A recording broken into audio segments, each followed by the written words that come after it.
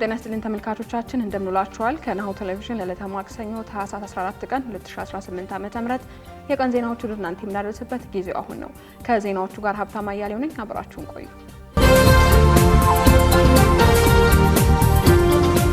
ወደ ቀዳሚ ዜናችን እንለፍ። የኢትዮጵያ ከፍተኛ የስራ ኃላፊዎች የንግድ ትስስርን ለማጠናከር የሶማሌላንድ በርበራ ወደብን ጎበኙ።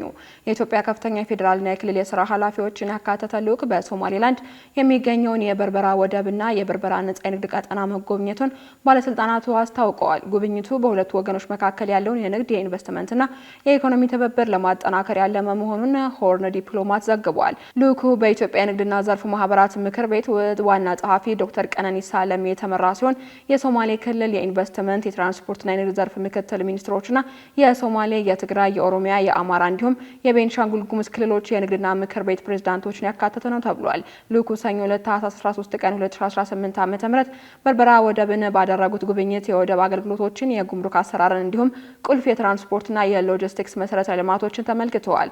የሶማሌላንድ የፋይናንስ ኢኮኖሚ ልማት ሚኒስቴር ዋና ዳይሬክተር ሙሐመድ ሐሰን ሳሊባን የወደብ አገልግሎትና የንግድ እንቅስቃሴን ለማቀላጠፍ የተደረጉ ማሻሻያዎችንም ለልዑኩ አስረድተዋል። ሚኒስትሩ አክለውም የበርበራ ወደብና ነጻ የንግድ ቀጣናዊ የንግድ ትስስርን ለማሳደግ ያላቸውን ሚና አብራርተዋል። ወደቡ የሚያስተዳድረውም የዲፒ ወርልድ ኃላፊዎች በበኩላቸው የወደቡን የስራ አቅም ለማሳደግ ቀጠናዊ ትስስርን ለማጠናከር እየተከናወኑ ያሉ የማስፋፊያ ፕሮጀክቶችን ለልዑኩ አስረድተዋል። በተጨማሪም በርበራን በአፍሪካ ቀንድ ተወዳዳሪ የሎጂስቲክስ ማዕከል ለማድረግ የታለሙ ስራዎችን አጽንኦት ሰጥተው አብራርተዋል። በትግራይ ህጻጽ የስደተኞች መጠለያ ጣቢያ በረሃብ ምክንያት የሚሞቱ ሰዎች ቁጥር እየጨመረ መሆኑን የክልሉ የስራ ኃላፊዎች ገለጹ። በትግራይ ክልል ህጻጽ የስደተኞች መጠለያ ጣቢያ ተጠልለው ከሚገኙ ተፈናቃዮች መካከል ረሃብና ረሃብ ባስከተለው በሽታ ሳቢያ የሚሞቱ ሰዎች ቁጥር ከጊዜ ወደ ጊዜ እየጨመረ መምጣቱን የተፈናቃዮችና ጉዳይ የሚከታተሉ አንድ የክልሉ ኃላፊ ተናግረዋል። የኤርትራ ስደተኞችን ለማስተናገድ በ2005 ዓ.ም የተቋቋመው ህጻጽ የስደተኞች መጠለያ ጣቢያ በትግራይ ክልል ሰሜን ምዕራብ ዞን ገዳ ወረዳ የሚገኝ ነው። የስደተኞች መጠለያ ጣቢያው በትግራይ ክልል ጦርነት ወቅት በደረሰበት ጉዳትም በውስጥ ተጠልለው የነበሩ ኤርትራውያን ስደተኞች ስፍራውን ጥለው ወደ ሌሎች ቦታዎች ሸሽተዋል። ለ2 ዓመታት የዘለቀው የትግራይ ጦርነት በደቡብ አፍሪካ ፕሪቶሪያ በተደረገው የግጭት ማቆም ስምምነት በጥቅምት 2015 ዓ.ም መቆሙን ተከትሎ የህጻጽ የስደተኞች መጠለያ ጣቢያ ከምዕራብ ትግራይ ዞን የተፈናቀሉ ነዋሪዎችን ሲያስተናግድ ቆይቷል። በህጻጽ የስደተኞች መጠለያ ጣቢያም ከ14000 በላይ ተፈናቃዮች ተጠልለው እንደሚገኙ የትግራይ ክልል ጊዜያዊ አስተዳደር የምዕራብ ትግራይ ዞንን እንዲያስተዳድሩ የሾማቸው አቶ ግዳይ አዘናው ገልጸዋል። የምዕራብ ትግራይ ተፈናቃዮች ጉዳይ በቅርቡ የሚከታተሉት አቶ ግዳይ ከ2015 ዓ.ም ወዲህ በህጻጽ መጠለያ ጣቢያ ረሃብና ረሃብ ባስከተለው በሽታ ከ330 በላይ ሰዎች መሞታቸውን ተናግረዋል። ተፈናቃዮቹ በመጠለያ ጣቢያ የቆዩበት ጊዜ እየጨመረ በመምጣቱ ችግሩ እየተባባሰና በሽታውን የመቋቋም አቅማቸው እየተዳከመ መሄዱን አስረድተዋል። ለአንድ ተፈናቃይ በወር የሚሰጠው 15 ኪሎ ማሽላ መሆኑን የገለጹት አቶ ግዳይ መንግስታዊ ባልሆኑ ድርጅቶች የሚሰጠው ይህ የምግብ ድጋፍም በቂ አለመሆኑን አመላክተዋል። ተፈናቃዮቹ ከሚያገኙት እርዳታ ላይ ቀንሰው በመሸጥ ሌሎች የምግብ ግብዓቶችን መሸመት የማይፈቀድላቸው መሆኑም ችግሩን አባብሶታል ብለዋል። በህጻጽ የተፈናቃዮች መጠለያ የሟቾች ቁጥር ከጊዜ ወደ ጊዜ እየጨመረ መምጣቱን የተናገሩት የምዕራብ ትግራይ ዋና አስተዳዳሪ ለተፈናቃዮች የሚሆን ተጨማሪ ድጋፍ ለማግኘት ዞኑ ከባለሀብቶች ድጋፍ እያሰባሰበ መሆኑን አመላክተዋል። ሳልሳይ ወያነ ትግራይ በክልሉ ተፈናቃዮች ወደ ቀያቸው እስኪመለሱና የግዛት አንድነት እስኪረጋገጥ ድረስ ምርጫው እንዲራዘም ጠየቀ። ሳልሳይ ወያነ ትግራይ ሳወት በትግራይ ክልል ተአማኒነት ምርጫ ለማካሄድ የሚያስፈልጉ አነስተኛ የፖለቲካና የጸጥታ ሁኔታዎች ባለመሟላታቸው ምርጫ እንዲራዘም ጥሪ አቅርቧል። የሳወት ሊቀመንበር አቶ ክንፈ ሀዱሽ ቅዳሜ ዕለት በሰጡት ጋዜጣዊ መግለጫ ተፈናቃዮቹ ወደ ቤታቸው እስኪመለሱና የክልሉ የግዛት አንድነት እስኪረጋገጥ ድረስ የምርጫው ጊዜ መራዘም እንዳለበት ተናግረዋል። ክልሉ እየተባባሰ በመጣው የፖለቲካና የጸጥታ ቀውስ ምክንያት ከባድ የህልውና አደጋ ተጋርጦበታል ያሉት አቶ ክንፈ ስልጣን ለመያዝ ወይንም ለማቆየት በትጥቅ ኃይል ላይ የሚደገፍ የፖለቲካ ኃይሎች ክልሉን ወደ አለመረጋጋት እየገፉት መሆኑን አስጠንቅቀዋል። በአሁኑ ወቅትም በስልጣን ላይ ያለው በመሳሪያ የሚመራ የፖለቲካ ኃይል ነው ያሉት ሊቀመንበሩ ገዢው ኃይሉን ራሱ በወታደራዊ መፈንቅለ መንግስት የመጣ መሆኑንና ሌሎች የፖለቲካ ተዋናዮችም አለመግባባቶችን በወታደራዊ መንገድ ለመፍታት መሞከራቸው መፍትሄ እንደማያመጣ ገልጸዋል። በተጨማሪም በወታደራዊ አዛዦች የሚመራው የመንግስት መዋቅር ለክልሉ ደህንነትም ሆነ ተአማኒነት ላለው ምርጫ ተስፋ ከፍተኛ ስጋት እንደሚፈጠር አስጠንቅቀዋል።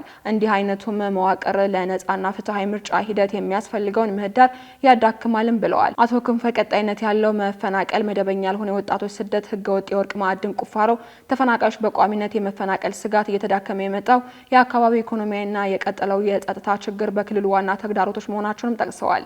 እነዚህ ችግሮች በአግባቡ ካልተፈቱ ትግራይን ወደ ተባባሰ ቀውስ ሊከቱ እንደሚችሉ አስጠንቅቀዋል። ሳልሳይ ወያነ ትግራይ በመርህ ደረጃ ምርጫን እንደሚደግፍ በማረጋገጥ አሁን ባለው ሁኔታ ምርጫ ማካሄድ ተአማኒነት ሆነ አካታችነት እንዳይኖረው ያደርጋል ሲሉም አቶ ክንፈ ገልጸዋል። ካሽጎ በየትኛውም ዓለም ሆነው በማንኛውም ሰዓት ለወገኑ የሚደርሱበት ፈጣን የገንዘብ መላኪያ ተከፈተሎ። ማስተርና ቪዛ ካርዶን በመጠቀም ከ5 እስከ 20 ዶላር የሚልኩበት አዲስ የገንዘብ መላኪያ መንገድ። ካሽጎን ለየት የሚያደርገው የትኛውም የገንዘብ ዝውውር በፍጥነት አገልግሎት ከመስጠቱም ባሻገር ለማንኛውም አገልግሎት ምንም አይነት ክፍያ አለመጠየቁ ነው። በሀገራችን ታሪክ ገንዘብን ከውጪ ወደ ሀገር ቤት በማስተላለፍ በመተግበሪያ መልክ አገልግሎት መስጠት የጀመረው የመጀመሪያው ሀገር በቀል የገንዘብ መላኪያ ዘዴ ካሽጎ ከ4500 በላይ ባሉ የባንክ ቅርንጫፎች አገልግሎት እየሰጠ ይገኛል። ገንዘቦን በሰኮንዶች ልዩነት ውስጥ ይፈልጉ በአካውንቶ ወይንም በእጆ ቆጥረው የሚወስዱበት ልዩ ዘዴ። በቅርቡ ሁሉንም ኢትዮጵያዊ ባለቤት ለማድረግ ጉዞ የጀመረው ካሽጎ ዛሬውኑ መተግበሪያውን በስልኮ ላይ በመጫን የአገልግሎቱ ተጠቃሚ ሆኖ። ፍጥነት መለያችን፣ ኢትዮጵያን መክፈቻችን፣ ካሽጎ ነው መላኪያችን። ካሽጎ የአዲሱ ትውልድ ብራንድ። እነሆ የምስራች! የ10 አየር መንገድ የበረራ ትኬት ለውድ ደንበኞቹ በተቀላጠፈና አስተማማኝ በሆነ መንገድ እያቀረበ ያለው። በዚህም በደንበኞቹ የተመሰገነው ጉዞጎ አሁን ደግሞ ተደራሽነቱን በማስፋት ተጨማሪ ባንኮችን በማካተት ለውድ ደንበኞቹ የበለጠ አስተማማኝ ለመሆን ችሏል። የጉዞጎን አፕሊኬሽን ከአፕ ስቶር ወይም ከፕላይ ስቶር በማውረድ የመነሻና የመድረሻ ከተማዎትን መርጠው ዋጋ አወዳድረው የሀገር ውስጥም ሆነ ዓለም አቀፍ በረራ ማድረግ ካሰቡ የበረራ ትኬቶን ክፍያ በአቅራቢያው በሚገኙ ባንኮች አንድም በአካል በመሄድ ወይም በኦንላይን የክፍያ አማራጮች ክፍያዎትን በመፈጸም የበረራ ትኬቶን በእጅ ያስገቡ። ከዚህም በተጨማሪ እንደ ሁል ጊዜው ወደ ጉዞጎ የጥሪ ማዕከላችን 7473 በመደወል ከሙሉ የበረራ መረጃ ጋር የ24 ሰዓት የትኬት አገልግሎት ማግኘት እንደሚችሉ ስናበስሮ በታላቅ ደስታ ነው። ለበረራዎ ጉዞጎ።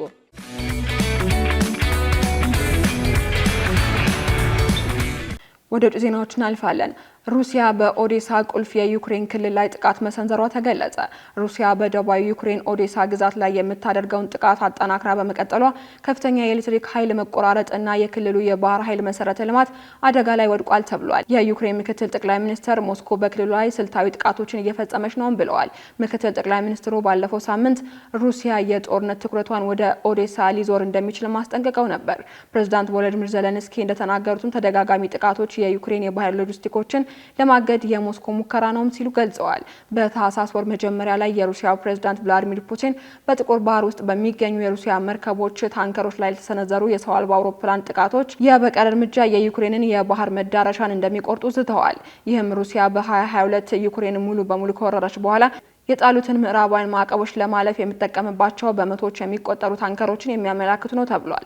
በመሆኑም ሰኞ ማምሻውን በኦዴሳ የወደብ መሰረተ ልማት አድማ በሲቪል መርከብ ላይ ጉዳት መድረሱን የክልሉ ርዕሰ መስተዳድር ተናግረዋል። ሩሲያ ከእሁድ ምሽት ጀምሮ ባደረሰችው ጥቃት 120 ሺህ ሰዎች ኤሌክትሪክ አልባ ሆነዋል የተባለ ሲሆን በትልቅ ወደብ ላይ የእሳት ቃጠሎ ተነስቶ በደርዘን የሚቆጠሩ የዱቄትና የአትክልት ዘይት ኮንቴነሮች ወድመዋል ተብሏል። በሶሪያ ጦርና በኩርድ የሚመራው ኤስዲኤፍ መካከል በተፈጠረ ግጭት ቢያንስ 2 ሰዎች መሞታቸው ተገለጸ። ከፍተኛ የሶሪያና የቱርክ ባለስልጣናት የኤስዲኤፍ ኃይሎችን ከሶሪያ አዲስ ጦር ጋር ለማዋሃድ ንግግር በሚያደርጉበት ወቅት ግጭት መከሰቱን አልጀዚራ ዘግቧል። የሕክምና ምንጮች ለአልጀዚራ እንደገለጹት የኤስዲኤፍ ኃይሎች ሰኞ ዕለት በሼሃንና ላይርሙን ማዞሪያ አቅራቢያዎች በሚገኙ የሶሪያ ጸጥታ ኃይሎች ላይ ተኩስ ከፍተዋል። በዚህ የተኩስ ልውውጥም 2 ሰላማዊ ሰዎች ሲገደሉ ሌሎች 11 ሰዎች ቆስለዋል ተብሏል። በደርዘን የሚቆጠሩ ቤተሰቦችና የአካባቢ ሰራተኞችም በተፈጠረው ሁከት ከአካባቢው ሲሸሹ መታየታቸውን በሶሪያ መንግስት የሚተዳደረው ሳና የዜና ወኪል ዘግቧል። በአካባቢውም የከባድ ጦር መሳሪያና የመትረየስ እንዲሁም የሞርታር ተኩስ ድምጾች መሰማታቸውን ደማስቆ የሚገኘው የአልጀዚራ ባልደረባ ዘግቧል ነው የተባለው። ግጭቱን ተከትሎ የሶሪያ የሀገር ውስጥ ሚኒስቴር ባወጣው መግለጫ በሀገሪቱ የጸጥታ ኃይሎች ላይ አጭበርባሪ በተባለው የኤስዲኤፍ ጥቃት አንድ ወታደርን ጨምሮ 2 የደህንነት አባላት መቁሰላቸውን አረጋግጠዋል። ሚኒስትሩ ትላንት አመሻሽ ላይ በሼክ ማቅሱድና አሽራፊ ሰፈሮች ውስጥ የሰፈሩት ኤስዲኤፍ ኃይሎች በጋራ የፍተሻ ኬላዎች ላይ በሰፈሩት የሀገር ውስጥ የጸጥታ ኃይሎች ላይ ክህደት ፈጽመዋል ሲሉ ከሰዋል። ኤስዲኤፍ በበኩሉ በሲቪል አካባቢዎች ኢላማ ማድረጉን ክዶ ከሶሪያ መንግስት ጋር ግንኙነት ያላቸው አንጃዎች ጥቃት እየፈጸሙ ነው በማለትም ድርጊቱን አስተባብሎታል። ነገር ግን ይህን የቡድኑን ማስተባበያ በደማስቆ ተቀባይነት አለማግኘቱን ዘገባው አክሏል። ዱብ ከአሸዋማው ሜዳ ላይ ባዶ እግር ከአሸዋ ይወዳጃል። እዚህ ስፍራ ከአልጋው ላይ ገደም፣ ከኳሱ ጋር ትግል፣ ከዥዋዥዌው ጋር ጩኸት ጀልባ ይጎተታል። ቤተሰብ ታንኳ ይዞ ወደዛ ይከንፋል። እናቶች ይደመማሉ። የፈራው ይመለሳል። አንዳንዱ ለነፍሱ ሕይወት አድን ቦርሳ ያነግታል። የሕፃናቱ ዋና፣ የወጣቶቹ ትዕይንት፣ ድብርት ለሳቅ ቦታውን የሚለቅበት ስፍራ፣ የማታው ካምፋየር፣ የፍየሉ ጥብስስ፣ ጭፈራው ሲደራ ማዶ አሻግረው አማትሮ ቢያዩት የማይጨርሱት ሐይቅ፣ ዋኝቶ የማያቋርጡት፣ ለጀልባ ካፒቴን የማይፈልጉበት፣ እጅን በአፍ የሚያስጭን ልዩ ተፈጥሮ። ፀሐይ ስትወጣና ስትጠልቅ ከውሃ ጋር ተጣምራ የማያቋርጥ ትርኢት የምታሳይበት ውብ ስፍራ። ምሽት ከስር በእሳት ከላይ በጨረቃ ልዩ ትዝታን የሚጥል ከዛፍ መሃል ፀሐይ፣ የምሽት ጨረቃ፣ አዋፋትና አበባ፣ ሌላ ድምቀት፣ ሌላ ዓለም። ሰማይ እንደ እስስት መልኩን የሚቀያየርበት የላንጋኖ ሰማይ ብዙዎች በብዙ ያዜሙለት። ያኔዎቹ ቀጠሯቸውን በላንጋኖ አድርገህ ግባ ሻሸመኔ ተባብለው ተቀጣጥረውበታል። የስፍራውን ብርቅ መሆን ሲገልጹ ላንጋኖ ሄጄ ብለው አዜመውለታል።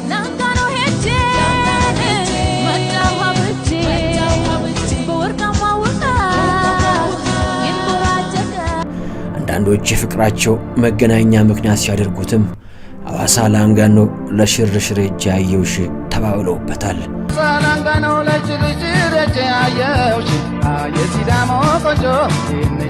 ይህ በወርቃማው የላንጋኖ ሐይቅ ላይ ተንጣልለው የነጩ ቤተ መንግሥት ውስጥ ትዕይንት ነው። ይህ ሁሉ ድራማ፣ ይህ ሁሉ ትዕይንት ከዚህ ብቻ ይፈጸማል። ይህ ሁሉ ማስታወሻ ከዚህ ብቻ ይሰነዳል። ሮዜታ ማሪና ቢች ሪዞርት። ተመልካቾቻችን ከናሁ ቴሌቪዥን ለዕለቱ ያዝንላችሁ የቀን ዜናዎች እስካሁኖቹ ነበሩ። ዜናዎቹ ወደ እናንተ እያደረስኩ አብራችሁ ቆየው። ታክታማ እያሌው ነበርኩኝ። ሰናይ ቀን።